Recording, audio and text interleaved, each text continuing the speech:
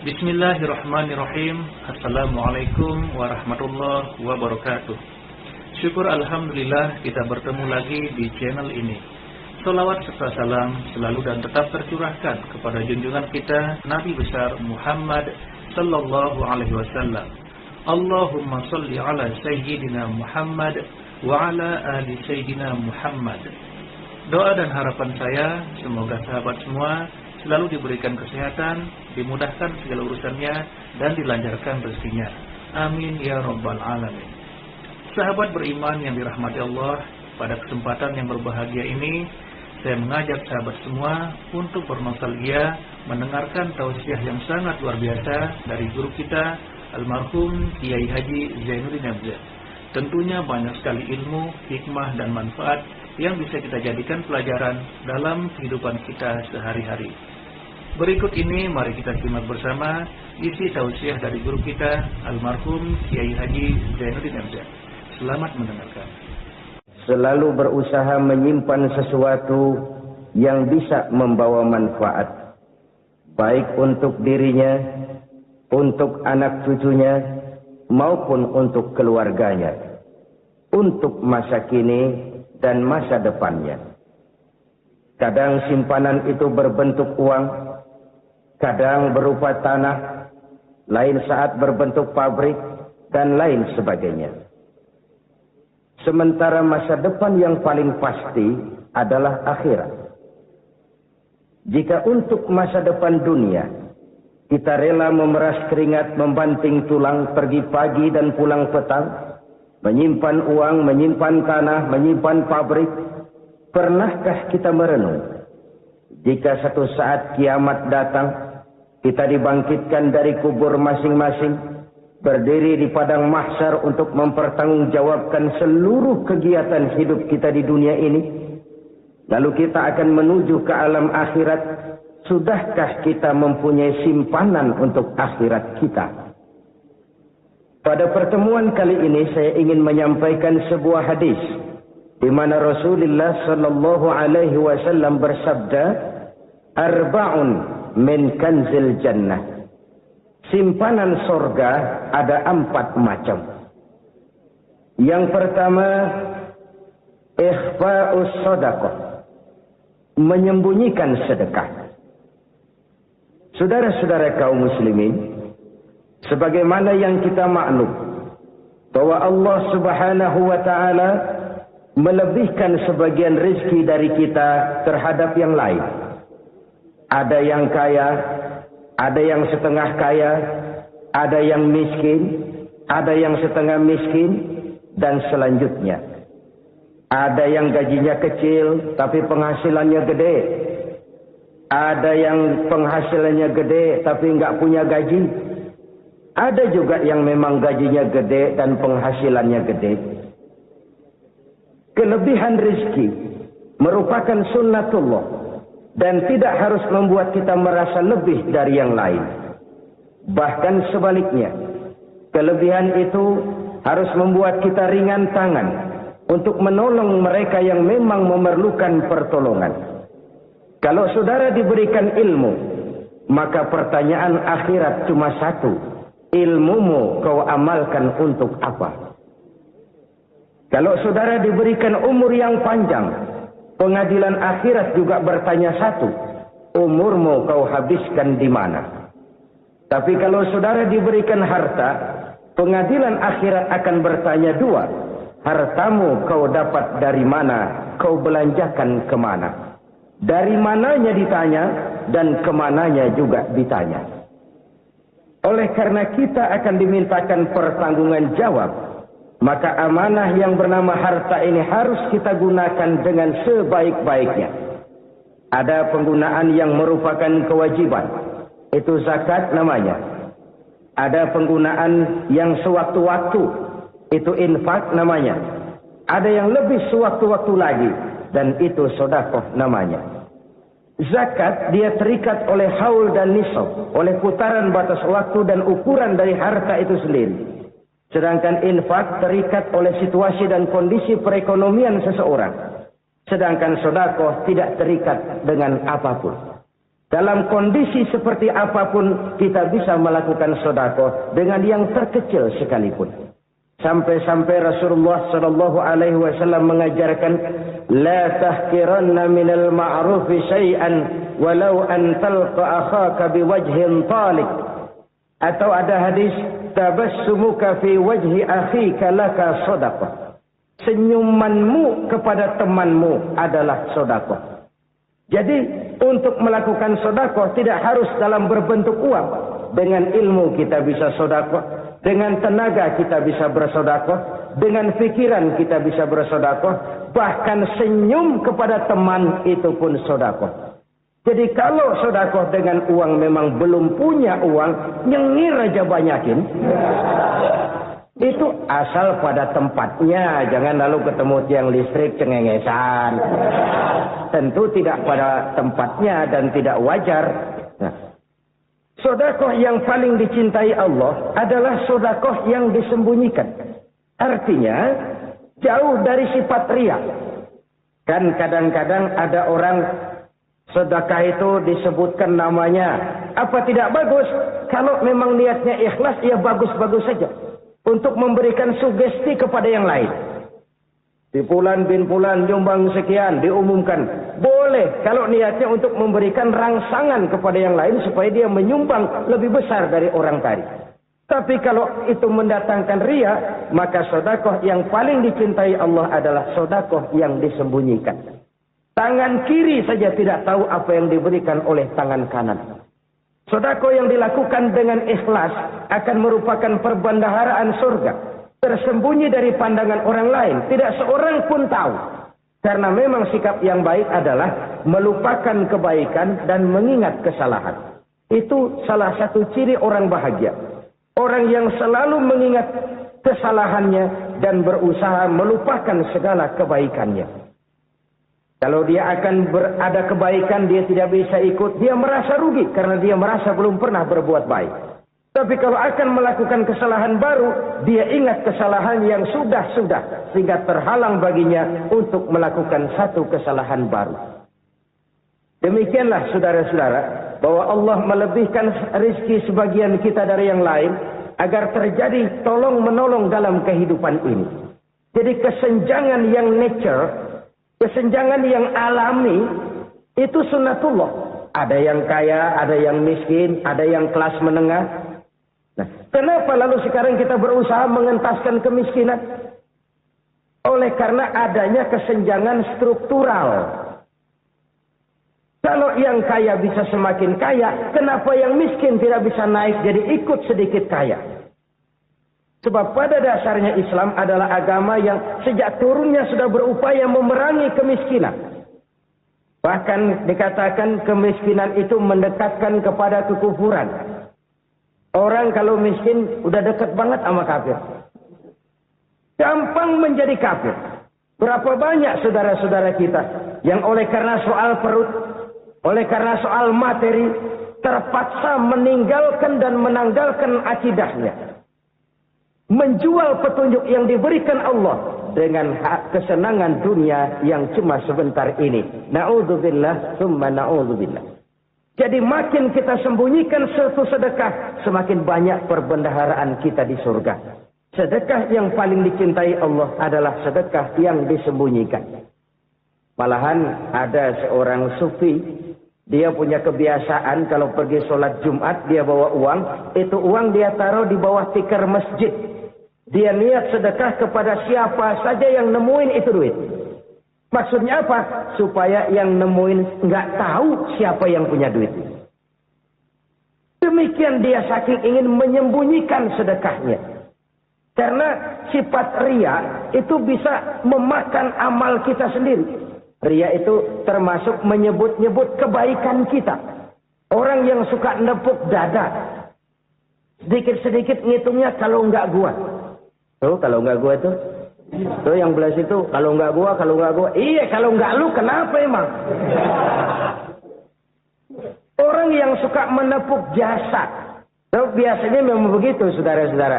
Kalau perang lagi berkecamuk, orang nggak sempat ngaku jadi pahlawan. Tapi begitu perang selesai, yang kagak kenal bedil ngaku pahlawan. Mas. Itu sesuatu yang biasa.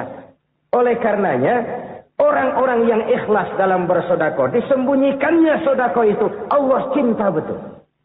Malahan ada hadis memberikan jaminan, inna sadaqatal mar'il muslimi tazidu fil umri wa tadfa'u mitata su'i. Sesungguhnya sedekahnya seorang mukmin tazidu fil umri, bisa menambah umur panjang. Wa tadfa'u mitata su'i, dan menyelamatkan manusia dari mati secara su'ul khatimah. Jadi siapa yang kepengen panjang umur, banyaklah sedekah. Yang bosan hidup, pelit terus. Sedekah menambah panjang umur dan menyelamatkan manusia dari mati secara su'ul khatimah. Pak, katanya umur itu nggak bisa ditambah, nggak bisa dikurangin. Kapan? Kalau ajal sudah datang. Fa idza jaa ajaluhum la yastakhiruna sa'atan wa la yastaqdimun. Kalau ajal datang tidak bisa dimajukan, tidak bisa dimundurkan. Itu kalau ajal sudah datang. Tidak bisa lagi umur ditambah dikurangi, sudah datang. Tapi kalau belum datang, itu kan haknya Allah. Mau ditambah, mau dikurangi, hak prerogatif Allah. Sebagai pencipta manusia, Allah maha kuasa dan maha mampu. Sedekah ini menambah panjang umur dan menyelamatkan manusia dari mati secara su'ul khatimah. Itu orang mati kan sama ya, kondisinya mati, nggak nafas. Tapi hakikat mati kan lain-lain. Ada yang mati itu husnul khatimah, baik akhirnya. Misalnya lagi ngaji, mati. Lagi sholat, mati. Lagi sedekah, mati. Ini yang dinamakan dengan husnul khatimah, baik di akhirnya. Sebaliknya ada yang su'ul khatimah, jelek di akhirnya. Ini yang jadi catatan akhir. Lagi nyekek botol, mampus. Lagi banting kartu, modar. Su'ul khatimah, jelek pada akhirnya. Sedekah menyelamatkan manusia dari mati secara su'ul khatimah. Dan kita semua kepengen mendapat husnul khatimah, jauh dari su'ul khatimah. Oleh sebab itu yang bisa menyelamatkan kita dari penyakit itu antara lain adalah sedekah yang disembunyikan. Yang dikerjakan dengan ikhlas karena Allah. Tidak karena kepengen dipuji orang. Tidak karena ingin dikatakan orang pemurah. Sebab orang dermawan itu orang yang memberi tanpa harus diminta. Kalau masih harus diminta, ya belum dermawan namanya. Masih harus diminta. Kalau nggak diminta, ya tulus. Lolos, polos. Saudara-saudara kaum muslimin, rahimakumullah. Harta adalah amanat dan akan kita pertanggungjawabkan. Allah melebihkan rizki sebagian kita dari yang lain agar kita saling tolong-menolong. Bantu-membantu. Nabi janjikan, siapa yang meringankan beban saudaranya muslim di dunia, Allah akan meringankan bebannya di akhirat nanti. Sebuah jaminan dari baginda Nabi. Si orang yang kita bantu barangkali tidak bisa membalas, Allah yang akan membalas lewat jalan lain yang tidak pernah kita sangka-sangka. Ada orang tanya, Pak, ini ada orang nyumbang masjid sambil marah-marah, bagaimana? Saya bilang sumbangannya aja ambil, marahnya jangan. Marahnya jangan diambil, itu urusan dia. Saudara-saudara kaum muslimin, rahimakumullah. Umat Islam ini kan umat yang punya potensi besar. Kadang kita merenung, kenapa kadang-kadang pembangunan masjid kok lambat sekali? Kalau hotel hari ini peletakan pertama, bulan depan peresmian. Supermarket hari ini peletakan batu pertama, minggu depan peresmian. Tapi kalau sudah yang namanya masjid, kadang-kadang peletakan batu pertama sekaligus jadi batu terakhir. 3 tahun, 4 tahun, campur nebar jalak di jalanan, duit dijaring kayak ikan sepat. Apa tidak ada orang Islam yang kaya? Banyak. Apa tidak ada pengusaha muslim yang jadi konglomerat? Ada. Lalu yang belum banyak itu yang komit terhadap nilai-nilai agamanya. Akhirnya kita jatuh jadi umat yang lemah. Belum ada pengusaha konglomerat muslim buka pabrik super mie cap beduk misalnya. Umpamanya atau pabrik kecap cap sorban. Supaya identitas keislamannya sedikit kelihatan. Kita jatuh jadi umat yang lemah karena potensi tidak terinventarisir dengan baik. Kita ini ibarat kompor yang cuma matengin nasi orang lain. Potensi kita dimanfaatkan oleh orang lain. Ukhuwah Islamiyah kita baru terbatas kepada silaturahmi. Ukhuwah di bidang ekonomi kita lemah. Ukhuwah di bidang kebudayaan kita lemah. Apalagi ukhuwah di bidang politik kita lebih rapuh lagi. Padahal ukhuwah itu adalah totalitas kehidupan manusia. Menyangkut ipoleksos bud. Memerlukan nilai-nilai ukhuwah. Jadi oleh karena itu mari kita menyadari. Di dalam harta kita. Walaupun kita yang cari. Pergi pagi, pulang sore, peras keringat, banting tulang. Di sana ada harta anak yatim. Di sana ada hak masjid. Di sana ada hak pesantren. Di sana ada hak jihad. Berbahagialah seseorang. Apabila dia oleh Allah dijadikan keran. Keran itu menyimpan air. Tapi tidak untuk dirinya. Tapi disalurkannya kepada mereka yang memang memerlukannya. Saudara-saudara kaum muslimin rahimakumullah, ini yang pertama. Jadi perbendaharaan surga adalah menyembunyikan sedekah. Orang lain nggak tahu, kita pun nggak pernah ngitung-ngitung. Kita anggap lewat begitu saja. Padahal itu deposit akhirat. Satu. Yang kedua, perbendaharaan surga itu apa? Wa kitmanul musibah. Menyembunyikan kesulitan. Kadang orang takut menghadapi kesulitan. Tapi makin kita merenung, hidup ini kan sebenarnya urusan. Takut sama urusan, ya jangan hidup. Tandanya orang hidup itu kalau punya urusan. Urusan melupakan problem. Problem sering menimbulkan kesulitan. Kesulitan bukan untuk ditakuti, tapi untuk diatasi dan dicarikan jalan keluarnya. Siapa sih orangnya yang nggak pernah sulit? Makin tinggi status sosialnya, makin gede urusannya. Makin tinggi kualitas imannya, makin berat tingkat kesulitannya. Cuma memang yang namanya enak itu seperti pelangi. Biang lala itu nggak pernah di atas kepala kita. Di atas kepala orang melulu. Lu sih enak lu. Kata kita, dia juga bilang, yang enak kan lu. Pelangi itu nggak pernah di atas kepala kita. Kata tukang beca, aduh enak ya naik Mercy. Kata tukang beca, apa yang di dalam mobil Mercy? Aduh enak bener tukang beca. Di jok ngeringkuk ngorok pulas bener. Saya kamar pakai AC sejuk, tempat tidur sutra, empuk, alga, spring bed, gula kulik nggak bisa pulas kalau belum minum Valium, belum tidur. Enak bener tukang beca. Di jok ngorok nggak tahu wetan kulon. Si tukang becak bilang yang di Mercy enak, yang di Mercy bilang tukang becak enak. Inilah enak. Nggak pernah di atas kepala kita. Di atas kepala orang lain melulu enak itu. Nah, saudara-saudara,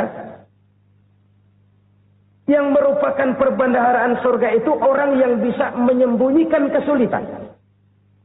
Baik pribadi ataupun rumah tangga. Ini terutama rumah tangga yang jadi soalnya. Kadang-kadang kita ini kalau senang, sebaliknya, kalau senang kita diam. Kalem aja, cuek. Banyak banget duit kita, bawaan diam aja udah. Malah ketemu orang takut. Tapi begitu susah, sekampung tahu. Padahal Nabi mengajarkan perbendaharaan surga itu menyembunyikan musibah. Menyembunyikan kesulitan. Kalau enak, cerita sama orang-orang. Kalau nggak enak, rasain sendiri, tekan sendiri, atasin sendiri. Kita kan sebaliknya. Senang kita diam. Asal lagi susah, paling tidak kita nyari teman buat cerita kesusahan. Siapa orangnya yang nggak pernah susah? Cuma soalnya bagaimana kita mengatasi kesusahan itu sendiri. Begitu juga misalnya kalau orang sudah berumah tangga, itu orang tuanya harus menjadi tempat dia cerita yang enak-enak saja. Yang nggak enak rasain berdua, selesaikan berdua, atasin berdua. Jangan dibalik. Asal senang diam, giliran susah saja. Maknya laporan. Terbalik. Bisa menjaga security informasi. Maka nama bayam keluar diem. Malah seluitan. Enak amat lo makan daging ayam. Security informasi. Saudara-saudara kaum muslimin rahimakumullah. Ujian yang terberat itu yang pernah diberikan kepada para nabi, para rasul, para aulia, para ulama. Makin tinggi keimanan, makin berat bentuk kesulitan. Ayo saya kemukakan satu contoh saja. Ada seorang nabi yang kaya. Nabi kaya. Namanya Nabi Ayub. Iblis kalau orang begini kan keki. Ibadahnya rajin, kaya. Yang kayak begini susah digodain. Kalau ibadahnya rajin, miskin, enggali bisa disogok. Ini imannya mantap, ibadahnya rajin, kaya, nabi lagi. Oh, tapi namanya iblis nggak kurang akal. Laporan, Tuhan, kenapa iblis? Ya ini bahasa saya, bahasa Qurannya sih nggak gitu. Itu hambamu yang namanya Ayub, dia rajin ibadah cuma karena dikasih kaya aja. Coba kasih miskin dia, berhenti dia sembahyang. Ah, kamu bisa aja. Saya tahu Ayub itu hambaku yang ikhlas. Saya buktiin Tuhan, silakan. Dibuktiinlah, iblis turun ke alam ini. Yang mula-mula dia lakukan, dia rusak sawah ladang Nabi Ayub. Dia binasakan binatang ternak Nabi Ayub. Sehingga dalam waktu singkat, jatuhlah Nabi Ayub dari orang paling kaya jadi orang paling miskin. Beliau masih ibadah di mihrab dalam masjid. Datang iblis. Saudara Ayub, ya. Lagi ngapain? Ibadah. Nyembah Allah, nyembah Allah. Oh, percuma. Kenapa? Tuhan yang ente sembah nih, dia udah bikin miskin ente. Sawah ladang ente hancur lebur, binatang ternak binasa. Sekarang ente jadi orang paling miskin. Ngapain nyembah Tuhan kayak begitu? Tekor. Udah berhenti dah ibadah, berhenti ibadah. Ini iblis sama Tuhan laporannya lain, yang dikerjakan kepada Nabi Ayub juga lain. Benar begitu iblis kata Nabi Ayub? Iya, sawah ladang saya habis, buras. Binatang ternak saya binasa, binasa. Saya miskin, bangpak. Apa jawab Nabi Ayub? Bukan innalillahi, ya ini hebat. Alhamdulillahillazi a'tani wa akhadha minni. Segala puji bagi Allah yang telah memberikan harta kepada saya dan sekarang mengambilnya lagi.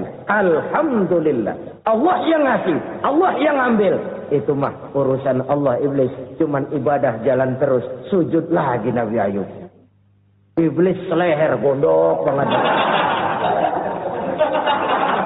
Dasar Nabi nggak mempan dia apa-apain. Miskin malah alhamdulillah. Allah yang ngasih, Allah yang ngambil. Jadi kalau kita tidak komit, kita tidak terikat kepada kaya, miskin, senang, susah, apa yang bisa bikin kita susah? Jadikan kekayaan, kemiskinan, jadikan senang, susah sebagai anak buah yang bisa kita atur. Jangan kekayaan ngatur kita, jangan kemiskinan ngatur kita. Kita yang harus mengatur mereka. Senang, susah, kaya, miskin, bahagia, sengsara, jadikan itu anak buah yang bisa kita atur. Kalau sekarang kita kaya, lain saat boleh jadi kita miskin, semiskin-miskinnya. Allah yang ngasih, Allah yang ngambil. Tenaga mana yang bisa menghalangi? Ibadah jalan terus. Iblis makin gondok. Dasar Nabi loh. Akhirnya apa? Nabi Ayub dikerjain, diberikan penyakit. Demikian fatal penyakitnya. Bayangin, udah miskin, sakit. Masya Allah. Miskin, sakit. Sakitnya nggak lama, kira-kira 16 tahun. Istrinya 3, 2 mental minta ceraiin. Ngerawatin laki bengek begini. Senang belum tentu, susah udah pasti nih. Cerai aja, cerai lah. Cerai. Tinggal satu Siti Rahmah yang setia menemani beliau. Sesetia-setianya hati perempuan Satu saat Siti Rahma bilang, "Bang, ya, abang kan Nabi, Bang. Lalu, namanya Nabi kan doanya jarang meleset, Bang. Maksud kamu minta kenapa sih sama Tuhan biar abang sembuh baik dah, Bang?" Siti Rahma, "Iya. Saya sakit berapa tahun sih dah? 16 tahun, Bang. Sebelum ini saya sehat berapa tahun? Ya kira-kira 60 tahun, Bang. Nah, coba ente banding-bandingin, Rahma. Saya dikasih sehat 60 tahun. Dikasih sakit 16 tahun. Sudah nggak sabar. Mau doa kepada Allah minta sembuh. Saya malu. Malu kepada Allah. Diuji dengan yang luar biasa seperti ini. Tidak mengganggu stabilitas kehambaannya. Dia tetap menghamba kepada Allah subhanahu wa ta'ala. Saudara-saudara kaum muslimin rahimakumullah. Kunci menghadapi kesulitan itu apa? Allah jelaskan dalam satu ayat, "Wa basyiris sabirin alladzina idza asabathum musibah qalu inna lillahi wa inna ilaihi raji'un." Gembirakan orang-orang yang sabar. Siapa mereka itu? Yang apabila mendapat musibah mereka kembali kepada keyakinan dasar. Segalanya dari Allah dan segalanya akan kembali kepada Allah. Ini konsepsi dasar dari sikap muslim dalam menghadapi berbagai kesulitan. Segalanya dari Allah, segalanya akan kembali kepada Allah. Kalau ini sudah kondisi dasarnya, maka kita akan lapang menghadapi kenyataan bagaimanapun pahitnya. Apakah itu namanya miskin, apakah itu namanya sakit, bahkan maut sekalipun. Maut sekalipun. Segalanya dari Allah, segalanya akan kembali kepada Allah. Ini sikap hidup, bukan sekedar ucapan. Kita kadang-kadang menjadikannya sebagai ucapan.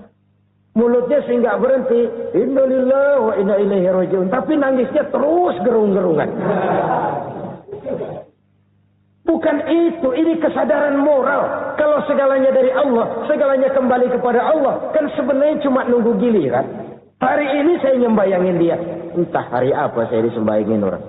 Hari ini saya antar dia ke kubur. Entah hari apa orang nganterin saya ke kubur. Hari ini saya tahlilkan dia. Entah nanti kapan orang tahlilkan saya. Segalanya dari Allah. Segalanya akan kembali juga kepada Allah. Oleh sebab itu saudara-saudara. Kesulitan bukan untuk ditakuti. Kesulitan justru untuk diatasi. Dicarikan jalan keluarnya. Dan tidak ada orang yang tidak pernah mendapat kesulitan. Tidak ada. Semakin tinggi status sosial, semakin tinggi kualitas keimanan, semakin besar juga tingkat kesulitan. Hanya saja bagaimana cara kita mengatasinya. Dan Al-Quran menyatakan, "Inna ma'al usri yusra." Di balik kesulitan itu pasti ada kemudahan. Roda itu berputar.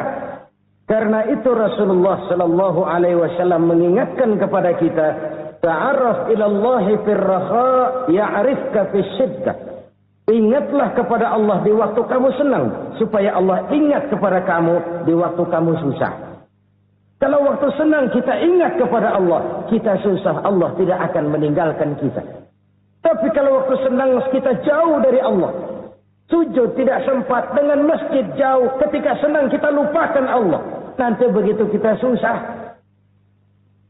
Allah lupakan kita. Dan itu menyakitkan.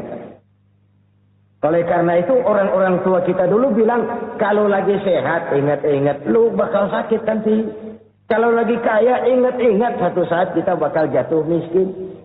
Bahkan kalau lagi muda, ingat-ingat kita bakal tua. Dan yang terpenting, kalau lagi hidup, ingat-ingat kita bakal mati. Saudara-saudara kaum muslimin, rahimakumullah. Jadi yang kedua, yang merupakan perbendaharaan surga, menyembunyikan musibah. Saudara-saudara kaum muslimin rahimakumullah. Hal ketiga yang merupakan perbendaharaan surga adalah wasilatur rahmi. Orang yang suka bersilaturahmi. Sebagaimana yang kita maklum bahwa manusia adalah makhluk yang disebut zon politika. Makhluk sosial yang tidak mungkin hidup sendiri-sendiri. Betapa dan siapapun kita memerlukan orang lain. Bodoh betul manusia kalau tinggal di tengah masyarakat tapi tidak mau bermasyarakat. Merasa hebat sendiri, pinter sendiri, gagah sendiri, kaya sendiri. Mungkin kalau mati juga ngubur sendiri. Jangankan kita di sini. Di sorga saja Nabi Adam waktu sendirian bengong melulu. Mondar mandir. Allah tegur dam sepi dam. Jadi ini kalau bahasa saya. Iya Tuhan sepi ini nggak ada coret-corekan pisan ini. Diciptakan Siti Hawa baru anteng Nabi Adam. Itu di sorga. Cobalah. Umpamanya saudara tinggal di Jakarta nih. Kayak bener. Apaan aja di Jakarta punya saudara dah. Jembatan Semanggi ambil. Monas, Buntel bawa pulang. Hotel-hotel ambil semua. Cuman tinggal di Jakarta sendirian. Apa enaknya? Betapa dan siapapun kita perlu orang lain. Tidak ada seorang pun yang bisa memenuhi kebutuhan hidupnya secara sendiri-sendiri. Nah, Islam telah menyelamatkan manusia dari ras diskriminasi. Mengikat manusia dengan persaudaraan yang berlandaskan kepada akidah. Karena itu dianjurkan bersilaturahmi. Bahkan Nabi menyatakan, Man arada ayyubsata lahu fi rizkihi, wa yunsa'a fi atharihi, falyasil rahimah. Siapa yang kepengen diluaskan rezekinya dan dipanjangkan usianya, banyaklah ia bersilaturahmi. Siapa yang kepengen dimudahkan rezekinya, hendaknya ia banyak bersilaturahmi. Kalau banyak teman, kesulitan kan paling tidak ada tempat cerita. Udah susah, sendirian kita pikirin diri, nggak ada tempat tukar pikiran. Cepet banget sama bengek. Dilawan sendiri. Nah, secara makro kita bisa berkata, tidak mungkin ada kemenangan kalau tidak ada kekuatan. Tidak ada kekuatan kalau tidak ada kesatuan dan persatuan. Tidak mungkin ada kesatuan dan persatuan tanpa semangat silaturahmi. Kalau umat Islam mau menang, dia harus kuat. Kalau umat Islam mau kuat, dia harus bersatu. Kalau umat Islam mau bersatu, dia harus membudayakan silaturahmi ini. Bahkan sampai-sampai kata Nabi, kalau bisa cari nilai tambah. Apa? Silman qata'at. Bersilaturahmilah kau kepada orang yang marah denganmu. Masya Allah, indahnya ajaran agama kita. Orang yang marah pun kepada kita, kata Nabi, kalau bisa bersilaturahmilah kepadanya. Kepada orang yang marah itu. Di situ nilai tambah. Cuman jujur nih hadis ngucapinnya gampang, ngamalinnya yang berat banget. Orang marah sama kita disuruh silaturahmi, ada apa malu? Lu marah ada gua marahan lagi, tunggu pikirin. Saudara-saudara kaum muslimin rahimakumullah. Tapi ini yang diajarkan, bahkan ini yang dicontohkan oleh baginda Rasul. Bagaimana begitu mudah, misalnya satu saat Abu Jahal ini ngatur strategi bagaimana bikin Muhammad celaka. Dia gali lubang di depan tempat tidurnya. Dia tutupin daun korma. Terus dia panggil seseorang, ke sini. Kasih tahu Muhammad, pamannya sakit keras, minta ditengokin. Berangkat orang ini ke sana. Muhammad, labbaik. Pamanmu sakit keras, dia minta ditengokin. Baik, saya akan datang menjenguk beliau. Berangkatlah Nabi ke rumah Abu Jahal tanpa prasangka apapun. Abu Jahal udah pasang setil. Selimut 3 rangkap setengah dipakai. Persis kayak orang meriang. Tapi sembari ngintip dari balik selimut. Begitu Muhammad buka pintu, nah masuk perangkap nih. Muhammad jalan menuju tempat pembaringan. Makin lama makin dekat, makin lama makin dekat. Makin dekat ke lubang yang dipasang oleh Abu Jahal itu. Dalam hati Abu Jahal, terus dah jatuh, mampus dah lo ini. Mampus lo hari ini. Apa yang terjadi? Malaikat Jibril datang. Muhammad, pamanmu cuma pura-pura sakit.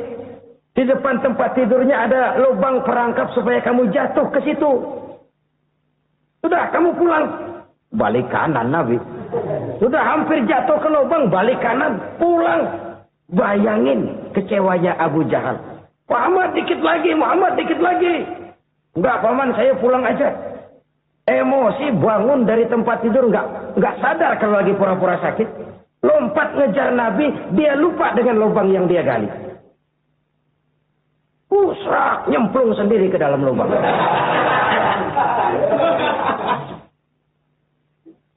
Nabi terus berlalu. Ini terjadi keanehan. Jatuh ke lubang yang dia gali itu sebenarnya nggak terlalu dalam ya. Antara 3-4 meteran lah. Tolong saya jatuh ke lubang ini. Datanglah pelayan-pelayannya itu. Angkat saya dari sini. Oh, yang ngulurin tambang. Satu gulung, belum juga nyampe itu tambang. Kurang, beli lagi ke warung. Sambung, ulur lagi. Nggak juga bisa sampai. Wah, ini kerjaan Muhammad ini. Tolong, siapa salah seorang kamu ke rumah Muhammad? Kasih tahu, encangnya kecebur. Minta ditolongin. Sampaikan kepada Rasul. Kenapa?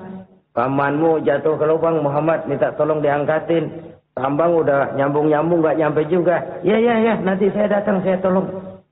Coba. Nyata-nyata orang berniat jahat mau mencelakakan dia. Datang dia menolong. Ini yang disebut air tuba dibalas air susu ya ini. Bukan sebaliknya. Air tuba dibalas air susu. Paman, kecebur ya? Iya Muhammad, tolong ini. Pegang tangan saya. Nabi ulurkan tangannya. Nyampe. Dipegang oleh Abu Jahal. Diangkat ke atas. Sampai atas. Apa kata Abu Jahal? Sihirmu memang hebat Muhammad. Udah ditolongin dikata sihir. Yang enak kita kemplang kan itu orang ini. Urusan apa? Tapi inilah akhlak. Kalau bisa kamu bersilaturahmilah dengan orang yang marah kepadamu sekalipun. Orang marah kita tetap baik. Kalau kita berbuat baik sama orang yang memang baik, rasanya sih biasa-biasa aja. Orang baik kita baik lagi. Ya draw aja, belum ada nilai tambah di situ. Baru ada nilai tambah kalau kita bisa berbuat baik kepada orang yang nyakitin kita. Itu namanya kita setingkat di atas dia. Dia sakitin kita, kita berbuat baik sama dia. Dia pelit sama kita baik sama dia. Dia marahin kita deketin dia. Di situ kita punya nilai tambah. Jadi siapa yang ingin diluaskan rezekinya kata Nabi dan dipanjangkan umurnya, hendaklah ia banyak-banyak bersilaturahmi.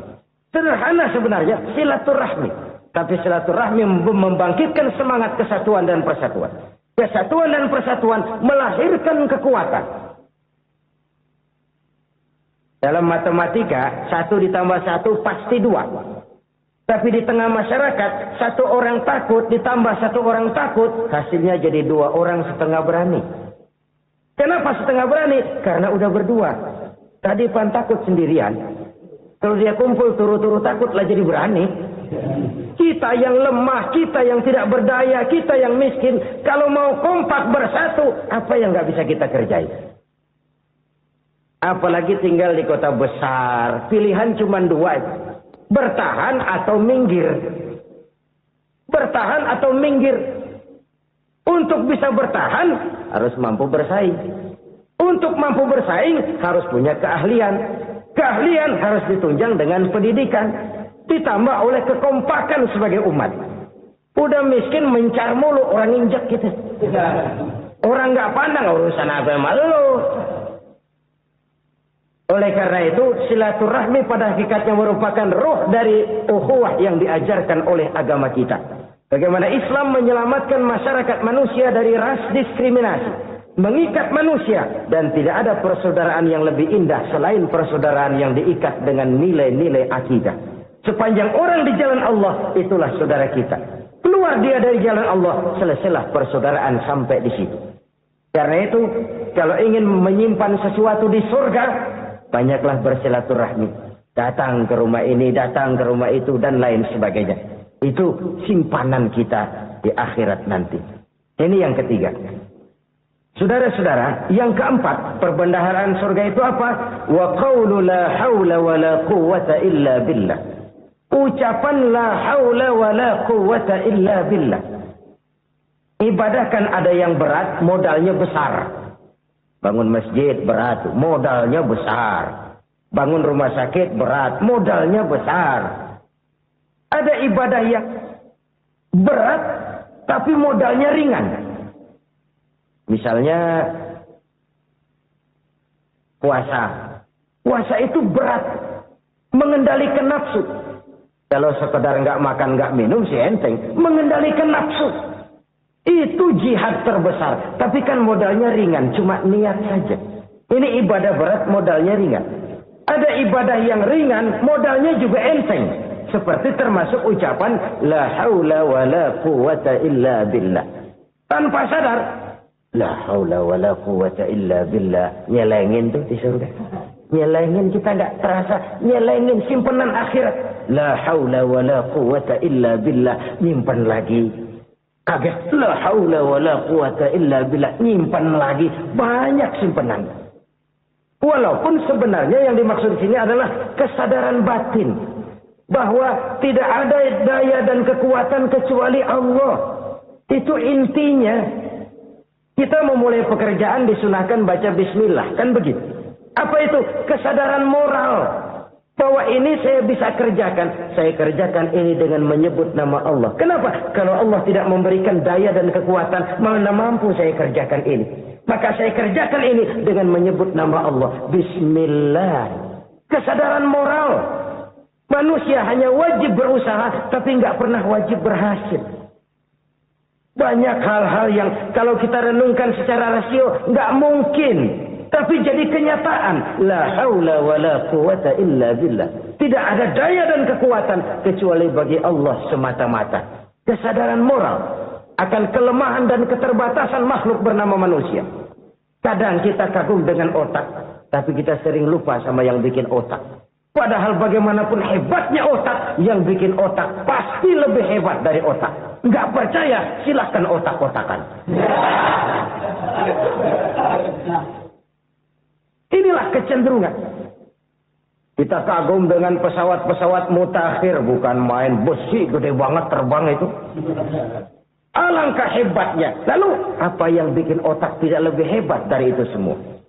Kita puji laut. Apa yang bikin laut tidak lebih hebat dari laut itu? La haula wa la quwata illa billah. Tidak ada daya dan kekuatan kecuali Allah. Apa yang bisa kita lakukan? Kalau tidak karena daya dan kemampuan yang diberikan oleh Allah kepada kita. Lahirlah sikap tawadu, rendah hati. Tidak melonjak menjadi angkuh dan sombong. Sadar akan kelemahan dan keterbatasan diri.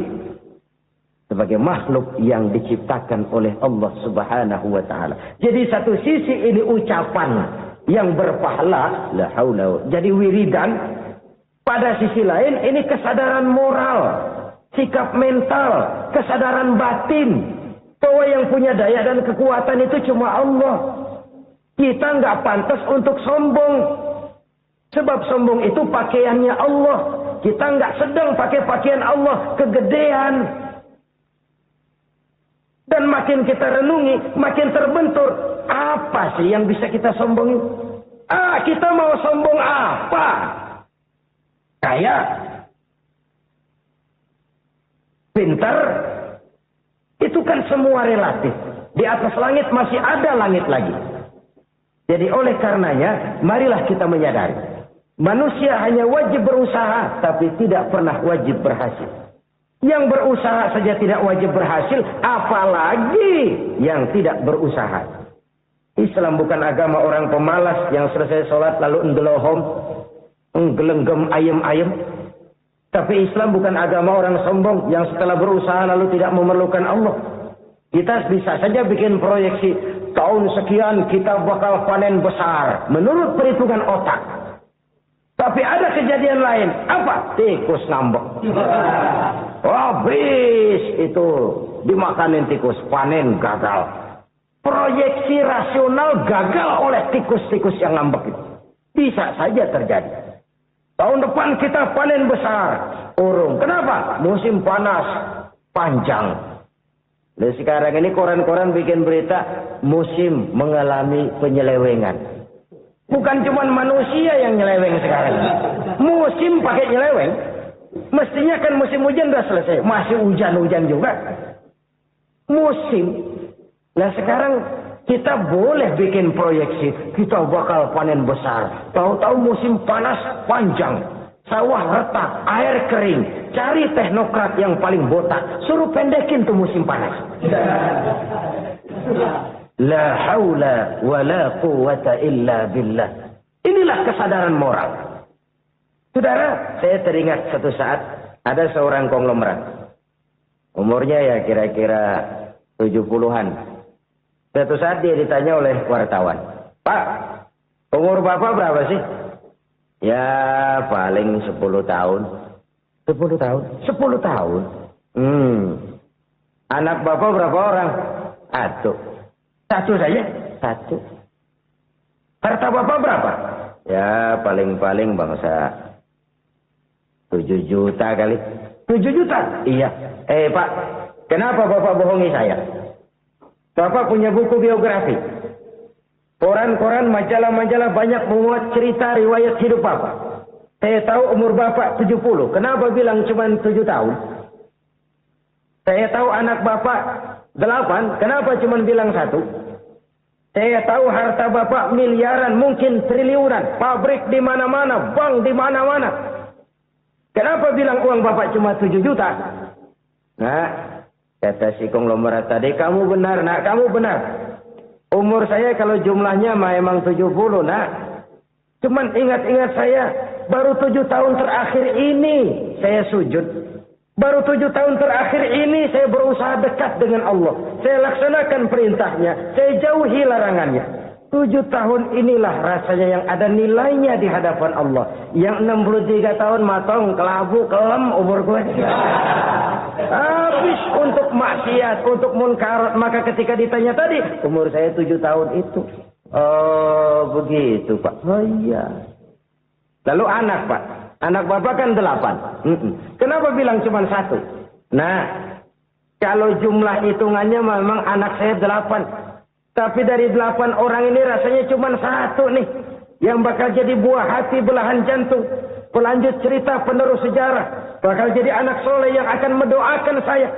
Cuma 1 rasanya anak saya ini yang bakal jadi buah hati saya. Besar-besaran saya. Yang akan mendoakan di kubur saya. Yang akan mendoakan di akhirat saya.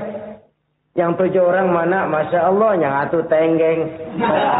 Yang atu nyekek botol mulu. Yang atu nggak karu-karuan. Makanya saya bilang 1 anak saya yang akan bisa mendoakan saya. Oh, begitu Pak. Iya. Nah, harta Pak. Harta Bapak kan triliunan. Pabrik Bapak di mana-mana. Uang Bapak hampir di tiap bank-bank besar. Kenapa bilang cuma 7 juta? Betul kau nak. Harta saya kalau jumlahnya memang miliaran, triliunan mungkin. Tapi yang saya ingat baru 7 juta tuh yang saya belanjakan di jalan Allah. Saya nyumbang masjid. Saya santuni yatim piatu. Saya bantu pembangunan pesantren. Saya bantu pembangunan rumah sakit Islam. Itu yang akan saya bawa pulang ke akhirat, yang 7 juta itu. Yang triliunan itu nanti akan diperebutkan oleh anak-anak saya sebagai waris saya. Jadi harta saya 7 juta itu yang bakal nemenin saya di akhirat. Yang akan saya bawa pulang jadi teman saya. Saudara-saudara kaum muslimin. Jangan-jangan orang tua itu adalah kita-kita ini. Jangan-jangan kita-kita ini adalah orang tua itu. Jangan-jangan itu potret dari diri kita masing-masing. Dari sekian umur yang diberikan Allah, berapa tahun yang ada nilainya di hadapan Allah? Dari sekian anak-anak yang merupakan amanah, berapa yang akan mendoakan kita sebagai orang tuanya menjadi anak soleh? Dari sekian banyak harta yang diberikan Allah, berapa yang akan kita bawa pulang menghadapnya nanti, yang kita belanjakan di jalan Allah? Ini sebuah potret kehidupan. Karena itu kita kembali kepada la haula wa la quwata illa billah. Kita wajib berusaha, kita wajib berikhtiar. Selebihnya, segala daya dan kekuatan hanya milik Allah saja semata-mata. Satu kesadaran batin dari setiap pribadi muslim. Setelah ia berusaha dan berikhtiar, ia menyerahkannya kepada Allah Subhanahu wa ta'ala. Jadi, satu sisi ini merupakan wiridan ucapan yang mengandung pahala. Pada sisi lain, ini merupakan sikap batin dari seorang muslim di dalam ia menghadapi realitas kehidupan ini. Saudara-saudara kaum muslimin, rahimakumullah. Kalau ini kita jadikan satu basis kehidupan. Maka ini akan menyelamatkan manusia dari kemungkinan tergelincir menjadi orang yang lupa diri dan lupa darat. Sebab itu Imamul Ghazali berpesan, jadidis safinah fa innal bahra amiq wa khuziz zad fa inna safara ba'id wa khaffifil hamla fa innal hamla sadid. Perbarui selalu kapalmu karena lautan sangat dalam. Bawa bekal yang banyak karena perjalanan ini sangat jauh. Ringankan beban karena kebanyakan beban akan menyakitkan. Alangkah indah kalimat ini, alangkah dalam makna yang terkandung di sana. Perbarui selalu kapalmu karena lautan sangat dalam. Apa artinya ini? Jaga mentalmu baik-baik. Pelihara imanmu baik-baik karena hidup penuh cobaan seperti lautan. Kita kalau berlayar di lautan kan kadang-kadang tenang, angin bertiup sepoi-sepoi basah. Jika malam datang bintang gemintang bertabur menghias cakrawala, rembulan memantulkan sinarnya dengan indah. Dalam keadaan begitu berlayar enak, tapi lain saat ombak menggunung, halilintar menyambar, angin topan bertiup. Berapa banyak sudah saudara-saudara kita yang tenggelam di lautan dunia tanpa sadar bahwa dia belum sampai kepada pantai yang akan dituju. Berapa banyak sudah saudara-saudara kita yang tenggelam di lautan dunia ini tanpa sempat bangkit lagi. Dia menyangka sudah sampai kepada tujuannya. Hati-hati kapal jangan sampai bocor karena lautan sangat dalam. Iman ini jaga baik-baik karena hidup penuh dengan ujian. Wa khuziz zad fa inna safara ba'id. Bawa bekal yang banyak karena perjalanan sangat jauh. Saudara mau ke Bandung, bawa duit. Saudara mau ke Surabaya, banyakan lagi duitnya. Saudara mau ke Mekah, gepokan, iketan tuh duit nggak lembaran lagi. Makin jauh perjalanan, makin banyak bekal yang harus kita bawa.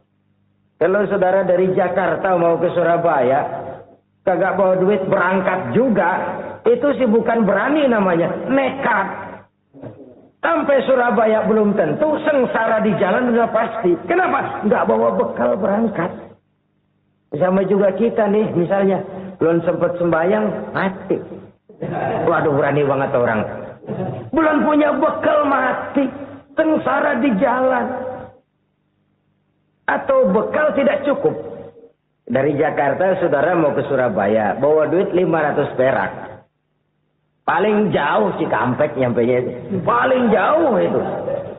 Antara jauhnya perjalanan dengan bekal yang saudara bawa tidak seimbang. Hidup ini perjalanan panjang. A walking tour. Dimulai dari alam arwah. Sebelum jasad diciptakan, roh diciptakan lebih dulu. Dari situ pindah ke alam rahim. Dari alam rahim pindah ke alam dunia. Dari alam dunia pindah ke alam barzah. Baru menuju akhirat. Satu perjalanan panjang. Kalau bekal tidak bawa, sengsara di jalan. Bawa bekal yang banyak karena perjalanan ini sangat jauh. Wa khaffifil hamla, ringankan beban karena beban itu cuma akan menyulitkan. Kalau bekal itu sih keperluan, tapi beban nggak kita perluin, cuma ngeberat-beratin. Apa ini beban? Dosa.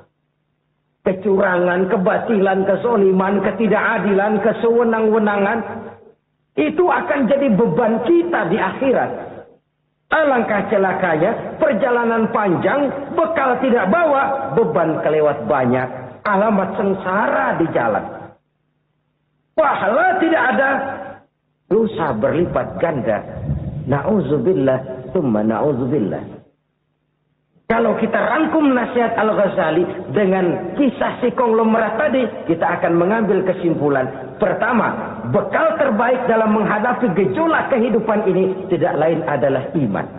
Yang kedua, pahala dan dosa. Dua hal kontroversial. Pahala adalah bekal, dosa adalah beban. Tapi kita sekarang kan tidak begitu terangsang kepada yang abstrak. Orang berlomba mencari yang konkret-konkret saja. Yang real. Kalau memang dosa, benjol dong. Kira-kira begitu. Kira-kira begitu.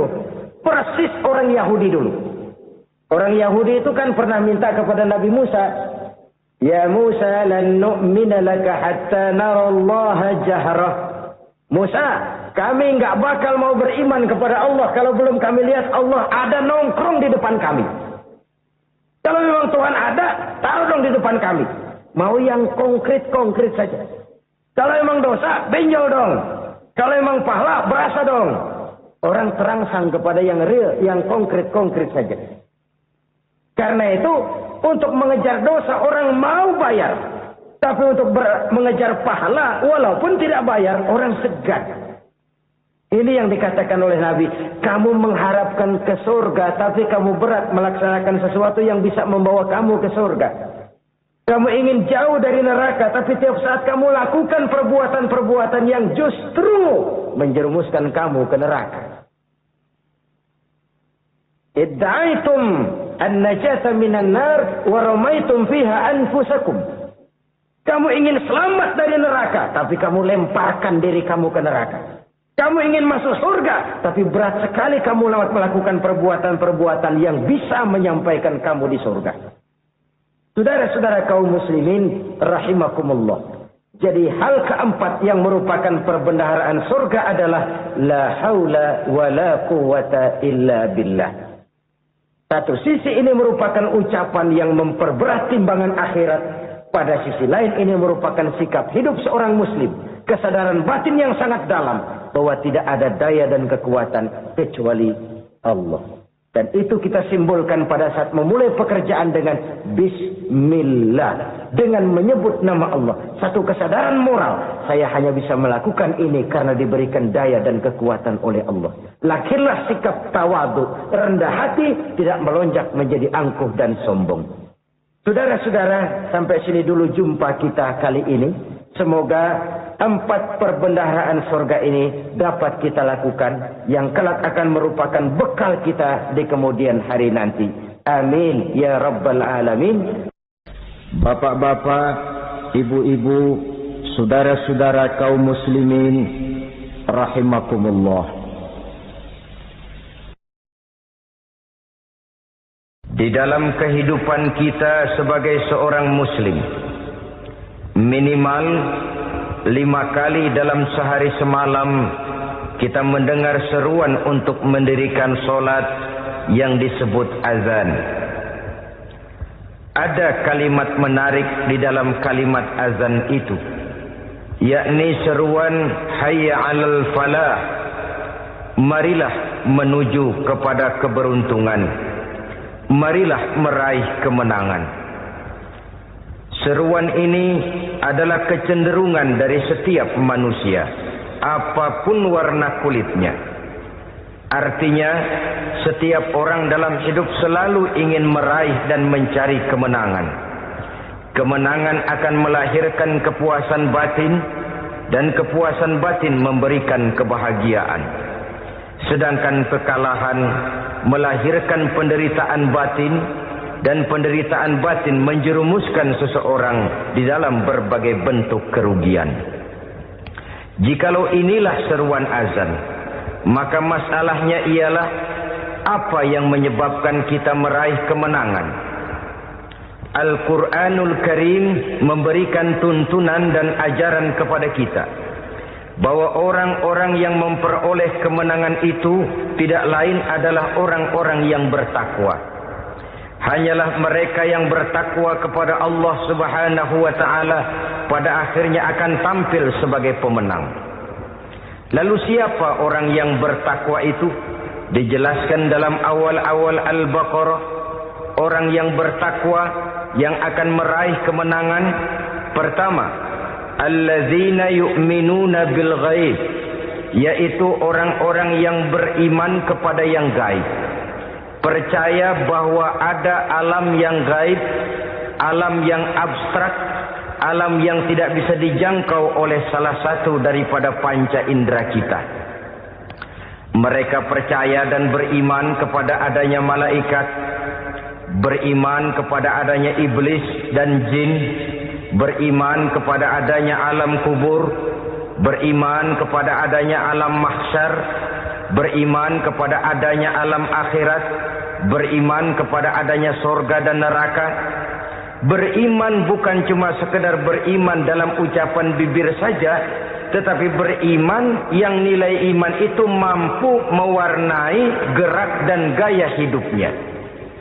Iman yang meresap sampai ke tulang sumsum, kemudian memberikan dampak positif di dalam kehidupan manusia. Alam, kita tahu, adalah sesuatu yang selain Allah. Dan Allah bukanlah alam. Apapun namanya selain daripada Allah, itu adalah alam. Alam pada hakikatnya terbagi menjadi dua. Ada alam syahadah, alam nyata, alam konkret, alam yang bisa dijangkau oleh salah satu indera kita. Kemudian ada alam ghaib, alam yang tidak bisa dijangkau oleh panca indera kita. Alam metafisika, alam abstrak, alam yang wajib kita imani keberadaannya. Kita percaya bahwa malaikat itu ada. Kita percaya kepada jin, bahwa jin itu ada. Kita percaya kepada adanya iblis dan setan. Bukan percaya kepada iblis dan setannya, percaya bahwa iblis dan setan itu ada. Itu termasuk salah satu daripada sifat orang yang bertakwa kepada Allah. Saudara-saudara kaum muslimin rahimakumullah, kecenderungan pembangunan yang lebih bersifat materialistis biasanya menggeser aspek kehidupan rohani. Orang berpikir empirik, dan dalam pola pikir yang demikian, maka alam gaib tidak lagi mendapat perhatian. Aspek kehidupan yang bersifat rohaniah malah mulai ditinggalkan. Akibatnya terjadilah kepincangan di dalam kehidupan kita. Pernah ada satu pengalaman pribadi. Dalam perjalanan kembali ke tanah air, dalam pesawat di sebelah kanan saya duduklah seorang Jerman namanya Heiner Simonsen. Iseng saya ajak kenalan, saya ajak ngobrol, saya tanya dia. Saya bilang, Mas Heiner ini, kalau pesawat yang kita tumpangi ini jatuh ke bawah, kira-kira apa yang bakal terjadi, Mas? Dia bilang, kita semua akan mati. Begitu? Iya. Oke. Apa itu mati? Tanya saya. Dia bilang, untuk tahu apa itu mati, kita harus tahu lebih dahulu apa itu hidup. Saya pikir nih bule bisa ngomong juga. Baiklah kata saya. Apa hidup menurut Anda itu? Oh, hidup itu dia bilang, kalau seluruh anggota badan kita bekerja secara normal. Paru-paru memompa darah secara normal, jantung berdetak secara normal, sel-sel tubuh bekerja secara fit, dan organisme tubuh hanya mau bekerja secara normal, dia bilang. Kalau kita memberi makan yang cukup, menu yang teratur, dan gizi yang lengkap. Saya bilang, kesimpulannya apa, Nar? Dia jawab, hidup adalah dari tangan ke mulut. Life is from the hand to the mouth, kata dia. Hidup adalah dari tangan ke mulut. Jadi masalah hidup tidak lebih daripada masalah isi perut. Orang pergi pagi, pulang sore, peras keringat, banting tulang, perut yang dibelai. Saya bilang, you are wrong. Sampean salah, Ner. Kamu orang Islam bukan? Bukan. Pantas. Kenapa saya salah? Dia bilang, ya jelas salah. Salahnya di mana? Kamu ini manusia. Kalau hidup cuma dari tangan ke mulut, saya bilang, kambing di kampung saya juga begitu pikirannya, Ner. Itu kambing di kampung saya, asal perutnya kenyang, sudah hidup dia. Perkara besok bagaimana, lusa prospeknya macam mana, bulan depan ada apa, kambing nggak pernah mikir. Di kampung saya kambing juga pikirannya begitu. Kamu Kristen ya? Tadinya. Loh kok tadinya lalu apa sekarang kamu ini? Dia bilang sekarang saya netral. Saya tidak beragama tapi saya percaya kepada Tuhan sebagai pencipta alam. Saya ingat benar dia bilang I haven't any religious but I believe to God as the creator of the world. Kenapa bisa netral begitu Ner? Habis saya bingung katanya. Islam bilang Islam baik, Kristen bilang Kristen baik, Hindu Buddha bilang Hindu Buddha baik, semua agama baik. Saya netral sekalian, nggak beragama. Yang penting saya percaya kepada Tuhan. Saya bilang Ner, kamu ini kayak orang mau beli celana. Lalu bingung. Yang satu bilang Levi's bagus, yang satu bilang Blue Jean hebat, yang satu bilang Wool England hebat. Celana ini hebat, celana itu bagus, celana ini hebat. Semua celana bagus, kamu bingung. Akhirnya netral, tidak pakai celana. Itu juga salah. Saya pikir-pikir, kemudian saya melihat bahwa dua pola berpikir Henner ini nampaknya sudah mulai menggejala di lingkungan masyarakat bangsa kita. Disadari atau tidak, secara jujur kita harus berkata, dua pola pemikiran Henner ini mulai berkembang di tengah masyarakat bangsa kita. Pertama, pola pikir materialisme. Hidup adalah dari tangan ke mulut. Masalah hidup tidak lebih masalah isi perut. Itu yang perlu dibela, dan disitulah arti kehidupan. Pergi pagi, pulang sore, peras keringat, banting tulang untuk mempertahankan perut. Kalau sudah kemari cara orang berpikir, maka buat apa percaya kepada yang gaib? Untuk apa sholat? Untuk apa puasa? Untuk apa zakat? Untuk apa menghadiri majelis taklim? Tanpa kepercayaan kepada yang gaib, hidup berjalan menurut alur empiris dan materialis. Kalau sudah ke sana cara orang berpikir, biasanya orang lalu cenderung menghalalkan segala cara. Hanyalah orang yang percaya bahwa akhirat ada. Hanyalah orang yang percaya bahwa alam kubur itu ada. Hanyalah orang yang percaya bahwa malaikat itu ada, hidupnya akan lebih terarah dan terkendali.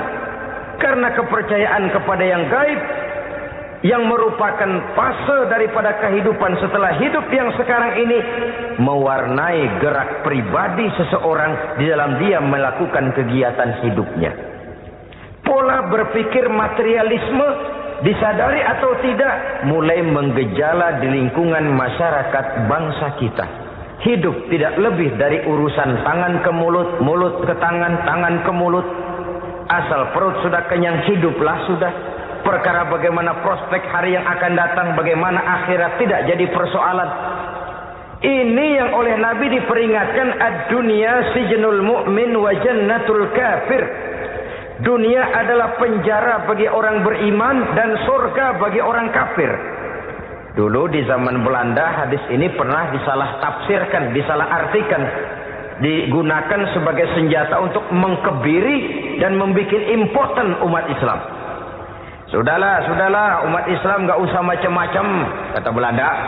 Dunia ini kan penjara buat orang Islam, surga buat orang kafir. Di penjara jangan bertingkah.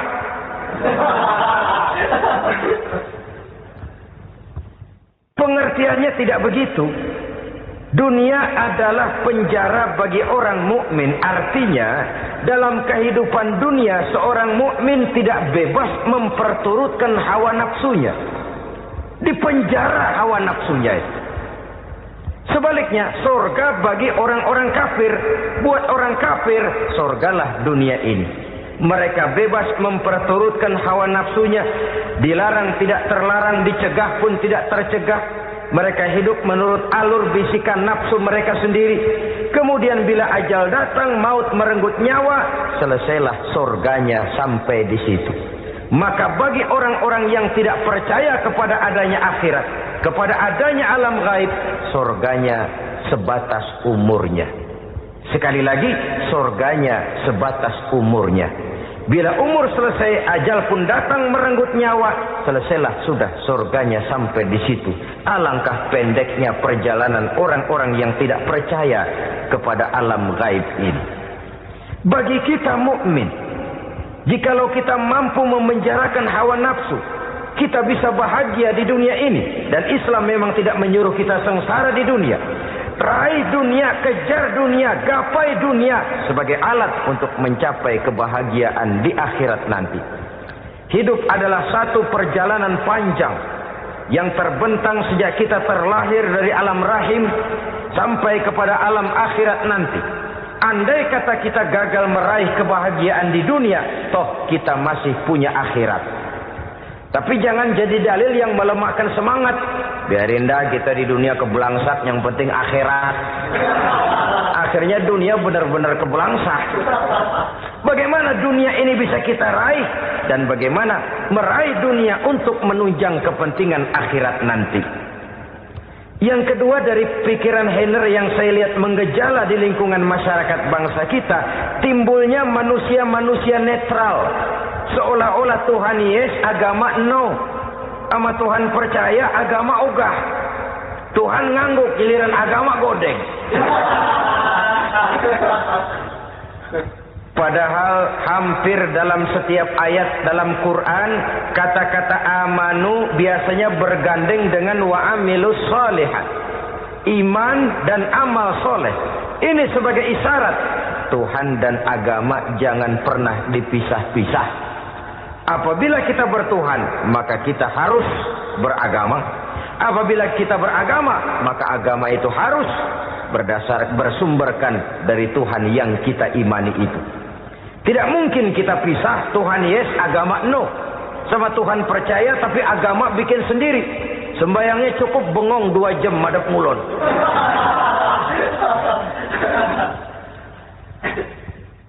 Saudara-saudara kaum muslimin rahimakumullah. Jadi dengan demikian, agama yang kita akui merupakan unsur mutlak di dalam pembangunan sekarang ini, merupakan bagian dari kehidupan yang menuntun kita bahwa di balik alam nyata ini, di balik alam syahadah ini ada alam gaib. Dan mudabbir, murabbi, yang mengatur, yang menguasai, yang memelihara baik dia alam nyata, baik dia alam gaib, tidak lain adalah Allah Subhanahu wa taala. Di sana ada satu super power, satu maha kekuatan yang kita perlu bersandar kepadanya. Sebagai makhluk nyata yang hidup di alam nyata, berbuatlah secara nyata sebagaimana harusnya kita berbuat. Karena Islam jelas bukan agamanya orang pemalas. Islam jelas bukan agamanya orang yang mengajarkan setelah selesai sholat boleh duduk, nggelenggem ayam-ayam ndelohom, menghitung bintang di langit sambil menunggu keajaiban. Tidak. Islam adalah agama yang mengajarkan apabila sholat sudah selesai kamu kerjakan, bertebaranlah di permukaan bumi, cari karunia Tuhanmu. Jangan hidup berpangku tangan menunggu keajaiban. Karena hidup bukan undian. Jangan berharap untung besar tanpa mau peras keringat. Tapi di sebalik itu toh kita juga harus yakin bahwa di sisi usaha nyata yang kita lakukan ada satu super power, satu maha kekuatan gaib yang menentukan berhasil dan tidaknya usaha kita. Kepercayaan kepada hal semacam inilah yang mendorong kita untuk mempunyai sandaran vertikal agar jikalau usaha ini berhasil, kita tidak lupa diri dan lupa daratan. Jikalau usaha ini gagal, kita tidak putus asa dan buruk sangka, tidak cupik pandangan dan sempit hati, tapi mampu melihat persoalan dengan kacamata putih sambil husnuzon kepada Allah Subhanahu wa taala. Kita percaya malaikat itu ada. Ada yang namanya raqib dan atid, mengawasi gerak hidup kita sampai kepada gerak hati kita. Ini memberikan sugesti agar kita berhati-hati. Tidak sejengkal tanah pun kita bisa berlindung dari pengawasan raqib dan atid. Ada munkar nakir yang akan menyoal kita di alam kubur. Ada malaikat Malik, penjaga neraka. Ada malaikat Ridwan yang menjaga surga. Kita percaya kepada adanya jin. Kita percaya kepada adanya setan, iblis. Percaya kepada adanya, bukan mempercayai si setan, si iblis lalu menjadikannya sebagai teman. Tidak. Percaya bahwa mereka itu ada dan merupakan makhluk Allah yang gaib yang diciptakan Allah Azza wa Jalla. Kepercayaan kepada alam gaib memberikan motivasi terhadap gerak lahir manusia. Sehingga dengan motivasi kepercayaan kepada yang gaib, gerak lahir jadi lebih terarah, jadi lebih terpelihara. Pernah seseorang bertanya, "Pak, apakah adanya akhirat bisa dibuktikan secara ilmiah?" Saya bilang tidak bisa, tidak bisa. Kenapa? Karena yang berangkat nggak pernah pulang kembali lagi. Kalau dia pulang kemari bisa kita tanya bagaimana enak di sono. Cuma secara moral saya katakan, lebih beruntung orang yang percaya kepada akhirat daripada yang tidak. Sekarang saudara percaya akhirat ada. Lalu saudara baik-baik di dunia. Sholat, puasa, zakat, menolong orang lain, menebarkan kebajikan. Saudara mati. Andai kata akhirat tidak ada, toh dalam hidup saudara sudah berbuat baik. Paling tidak nama saudara akan dikenang sebagai orang baik. Sebaliknya, saudara percaya kata saya bahwa akhirat tidak ada. Lalu hidup semau-maunya, tenggelam dalam maksiat dan munkarat, menentang Allah, tidak mau ruku dan sujud. Lalu saudara mati, kemudian akhirat ada. Ayo, mau apa? Bekal tidak punya. Jadi secara moral lebih beruntung orang yang percaya kepada adanya akhirat daripada yang tidak percaya. Dan itu alam gaib yang tidak bisa dibuktikan secara eksakt. Jangankan untuk membuktikan seperti itu, dalam kehidupan sehari-hari saja yang kita rasakan tidak selalu berbentuk toh. Angin, bagaimana sih bentuknya angin? Kita tidak tahu. Merah. Artinya kalau dikerok merah. Yang merah itu kulit. Yang kulit kita bukan anginnya. Sakit. Rasa sakit itu ada. Tapi bagaimana bentuk sakit? Kita nggak pernah tahu. Kalau kita makan cabai pedas, bagaimana bentuk pedas? Itu tidak ada. Tapi rasa ada. Bentuk pedas hijau. Cabainya bukan pedasnya. Tidak semua yang kita rasakan bisa kita gambarkan dalam bentuk yang konkret. Oleh karena itu, sekali lagi bahwa kepercayaan kepada alam yang gaib mampu memberikan satu sugesti yang menata kehidupan seseorang lebih lurus, lebih terarah, dan lebih terkendali. Maka wajar kalau kepercayaan kepada yang gaib mengantarkan seseorang untuk meraih kemenangan. Kenapa? Dia percaya kepada yang gaib, bahwa akhirat ada, bahwa alam kubur ada, bahwa pertanggungan jawab itu ada. Maka dia lalu tidak hidup saenae udele dewe gitu loh. Tidak hidup menurut seleranya sendiri, terarah, teratur. Ini cirinya yang pertama. Orang bertakwa yang akan meraih kemenangan, mereka beriman, mereka percaya kepada yang gaib. Bahkan hal-hal konkret saja selalu berangkat dari yang gaib. Saudara-saudara, para remaja, para pemuda sekarang ini tidak pernah tahu toh siapa yang akan jadi teman hidup saudara. Kita bisa saja ngerancang, mentargetkan. Tapi toh akhirnya yang namanya jodoh bukan kekuasaan kita. Rezeki di luar kemampuan kita. Begitu juga ajal. Maut, jodoh, ajal adalah contoh-contoh konkret bahwa pada akhirnya yang gaiblah yang menentukan. Bertahun-tahun ngelancong, emang jodoh seret, nggak jadi.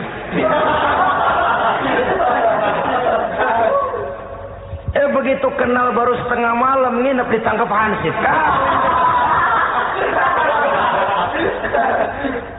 Hal-hal semacam itu kadang-kadang kita berpikir suuzon, gilet, perempuannya cakep banget, lakinya rebek amat. Memang begitulah jodohnya. Memang begitulah jodohnya. Saudara hadirin ma'asyiral muslimin yang saya hormati, jadi hal-hal yang konkret saja kita yakini sepenuhnya ditentukan oleh satu superpower yang gaib itu tadi. Dari sanalah segala ketentuan itu berangkat dan kesanalah segalanya akan kembali. Maka kepercayaan kepada yang gaib meluruskan gerak hidup seseorang, dan itu akan mengantarkan dia kepada meraih kemenangan. Satu. Yang kedua, wa yuqimuna shalah. Orang bertakwa yang akan meraih kemenangan itu adalah orang-orang yang mendirikan sholat. Kenapa sholat mengantarkan orang untuk meraih kemenangan? Yang jelas, inna sholata tanha anil fahsya'i wal munkar. Sholat mampu mencegah manusia dari perbuatan keji dan munkar. Banyak filsafat hidup yang terkandung di dalam sholat ini.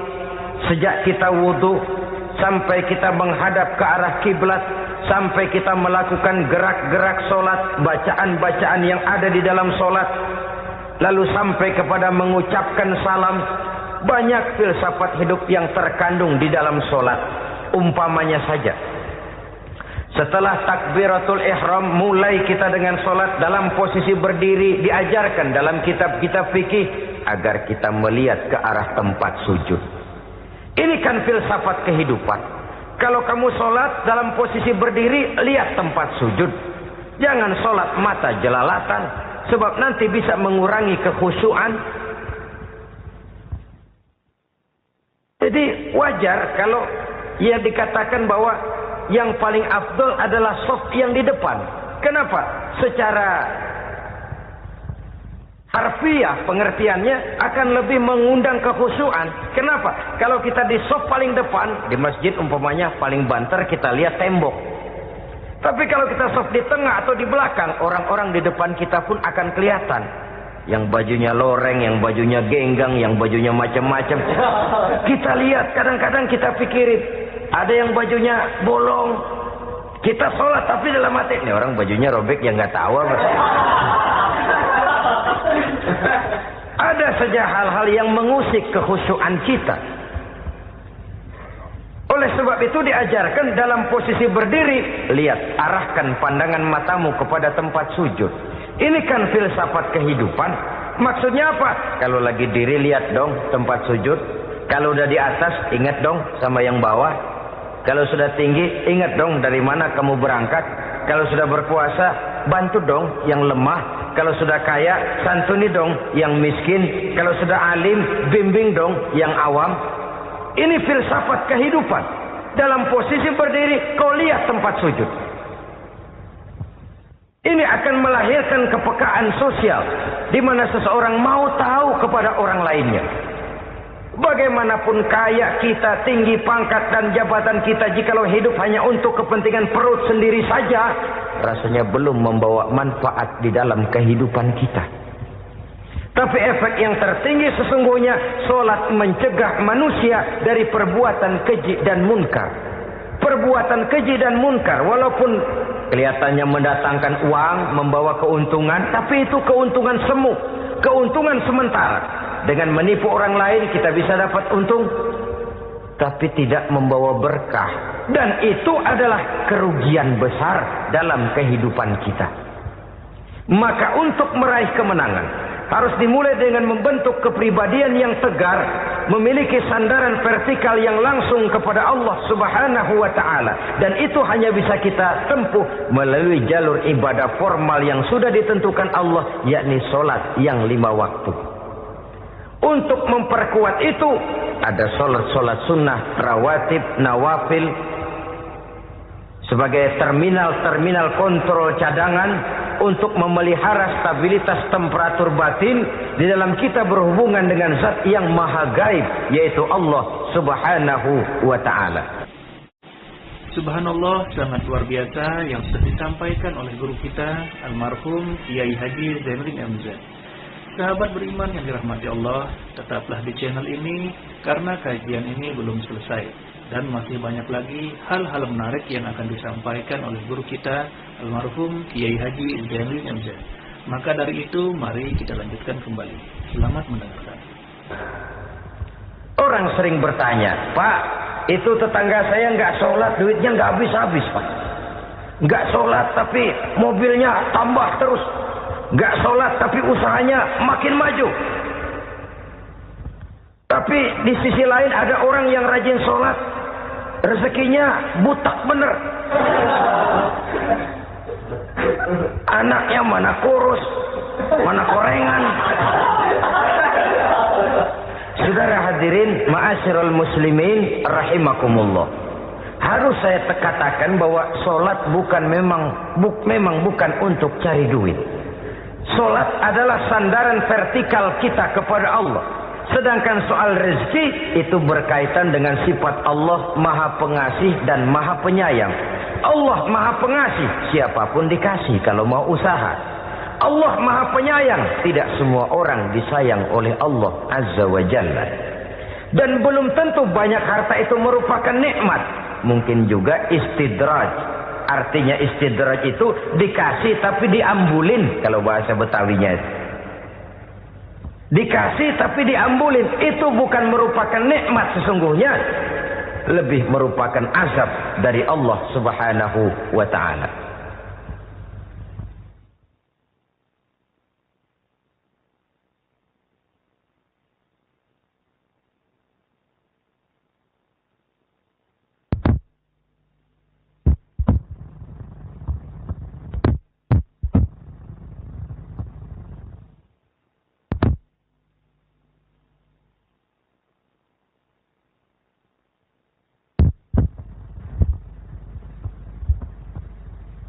Agama mempunyai sistem solat, dan kita umat Islam telah dituntun oleh Allah Subhanahu wa ta'ala yang wajibnya 5 kali dalam sehari semalam mendirikan solat, dan itu tentu berada dalam jangkauan kemampuan manusia.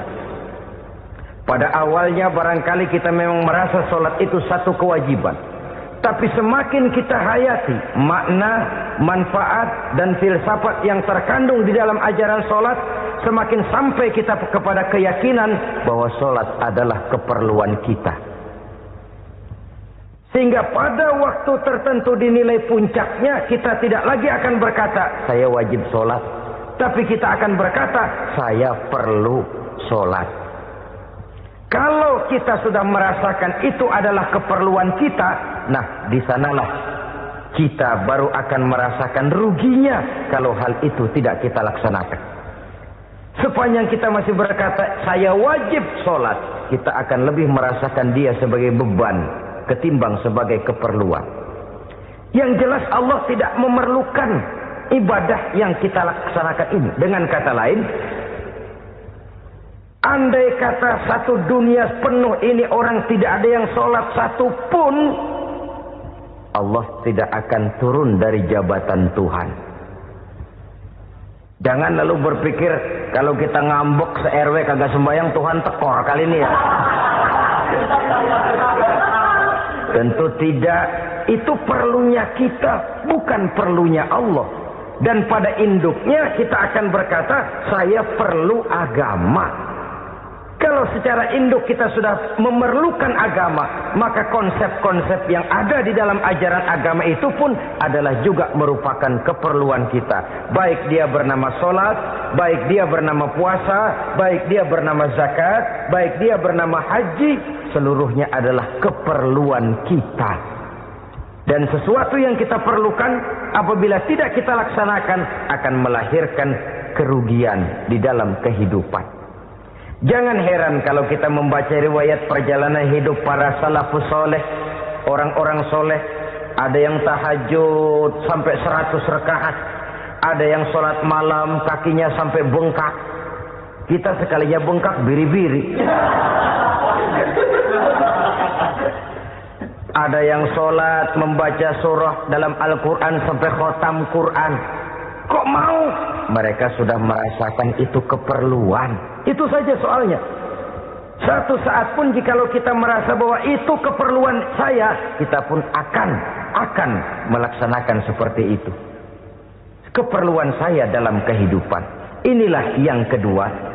Yang ketiga, orang bertakwa yang akan meraih kemenangan itu, wa mimma razaqnahum yunfikun. Mereka membelanjakan sebagian daripada rezeki yang diberikan Allah kepada mereka. Mereka infakkan di jalan Allah. Ada satu dialog menarik.